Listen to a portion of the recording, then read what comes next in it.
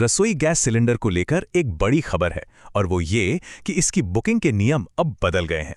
तो चलिए आज इसी पर बात करते हैं और एकदम आसान भाषा में समझते हैं कि ये नए नियम आखिर हैं क्या और इनसे हमारी जिंदगी पर क्या असर पड़ने वाला है। तो सबसे पहला सवाल तो मन में यही आता है ना कि भाई अचानक ऐसा क्या हुआ कि नियम बदलने पड़ गए। चलिए सबसे पहले इसी के पीछे की वजह को समझते हैं। आज हम इसे 4 हिस्सों में जानेंगे। सबसे पहले बड़ी तस्वीर देखेंगे कि ये नियम क्यों आए। फिर वो सबसे ज़रूरी 25 और 45 दिन वाला नियम क्या है उसे समझेंगे। इसके बाद सरकार कालाबाजारी रोकने के लिए क्या कर रही है ये देखेंगे। और आखिर में अगर कोई दिक्कत हो तो हम शिकायत कहाँ और कैसे कर सकते हैं। तो चलिए शुरू करते हैं पहली बात से। आखिर ये सब हो क्यों रहा है, इसकी जड़ क्या है? देखिए, इसकी एक बड़ी वजह ग्लोबल है। दुनिया भर में जो हालात चल रहे हैं उनका असर एलपीजी के इंपोर्ट यानी आयात पर पड़ रहा है। और क्योंकि हमारे देश में ज़रूरत का एक बड़ा हिस्सा बाहर से ही आता है तो सप्लाई को ठीक से मैनेज करना बहुत ज़रूरी हो गया है। अच्छा, इस मुद्दे पर संसद में भी काफ़ी बहस हुई। एक तरफ विपक्ष ने चिंता जताई कि कहीं गैस की कमी तो नहीं होने वाली, तो दूसरी तरफ सरकार ने साफ कहा कि देश में एलपीजी, पेट्रोल या डीजल किसी भी चीज़ की कोई कमी नहीं है। इसी बीच बिहार सरकार ने भी लोगों को भरोसा दिलाया है। उन्होंने कहा है कि राज्य में घरेलू गैस सिलेंडरों का पूरा स्टॉक है और किसी को भी पैनिक करने की या घबराने की कोई ज़रूरत नहीं है। चलिए अब आते हैं उस नियम पर जिसकी चर्चा सबसे ज़्यादा है। ये 25 और 45 दिन का क्या मामला है, इसे ठीक से समझ लेते हैं। तो नियम बहुत सिंपल है।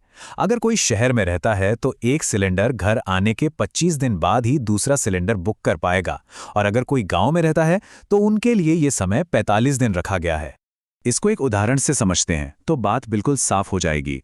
मान लीजिए आपके घर 1 मार्च को सिलेंडर आया, तो आप अगला सिलेंडर 25 दिन बाद यानी 26 मार्च को या उसके बाद ही बुक कर पाएंगे। और हाँ, एक बार आपने बुकिंग कर दी तो गैस एजेंसी की जिम्मेदारी है कि वो 2 से 3 दिन के अंदर अंदर सिलेंडर आपके घर पहुंचाए। इन नए नियमों के पीछे एक और बहुत बड़ा कारण है, और वो है गैस सिलेंडरों की कालाबाजारी पर लगाम कसना। अब प्रशासन की नज़र उन सभी हरकतों पर रहेगी जिनकी वजह से आम लोगों को परेशानी होती है, जैसे कि सिलेंडरों की जमाखोरी करना, उन्हें ऊंचे दाम पर बेचना या फिर घरेलू सिलेंडर का होटल, दुकानों जैसी जगहों पर इस्तेमाल करना। ये सब अब और सख्ती से रोका जाएगा। और इसके लिए बाकायदा जिला लेवल पर टीमें भी बना दी गई हैं। ये टीमें गैस एजेंसियों, उनके गोदामों और पूरे सप्लाई सिस्टम पर नज़र रखेंगी ताकि गैस सही लोगों तक सही दाम पर पहुंचे। अब आते हैं सबसे काम की बात पर। अगर आपको लगे कि कोई नियम तोड़ रहा है या आपके साथ कोई दिक्कत हो रही है तो एक जागरूक नागरिक के तौर पर आपको क्या करना चाहिए?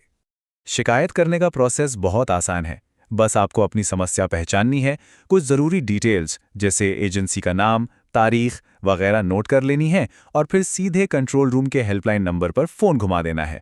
ये रहा पटना कंट्रोल रूम का हेल्पलाइन नंबर 061222333050। इस नंबर को अपने फ़ोन में सेव करके रख लीजिए, बहुत काम आ सकता है। और हाँ, एक बात याद रखने वाली है कि ये हेल्पलाइन सुबह 7 बजे से लेकर रात के 9 बजे तक काम करती है, तो आप इसी समय के बीच कॉल करके अपनी शिकायत दर्ज करवा सकते हैं। और आप किस किस तरह की शिकायत कर सकते हैं? अरे बहुत कुछ। अगर बुकिंग के बाद सिलेंडर नहीं आ रहा, कोई तय दाम से ज़्यादा पैसे मांग रहा है, कहीं कालाबाजारी का शक है या फिर एजेंसी वालों का बर्ताव ठीक नहीं है, हर तरह की समस्या आप बता सकते हैं।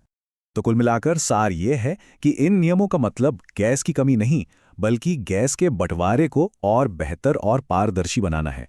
मकसद ये है कि हर ज़रूरतमंद तक सिलेंडर आसानी से और सही तरीके से पहुंचे। तो आखिर में एक सवाल हम सबके लिए है। अगर हम सब थोड़ा जागरूक रहें और कहीं भी कुछ गलत होता देखें तो उसकी शिकायत करें, तो क्या हम सब मिलकर इस पूरे सिस्टम को हर किसी के लिए बेहतर बनाने में मदद नहीं कर सकते? इस पर सोचिएगा ज़रूर।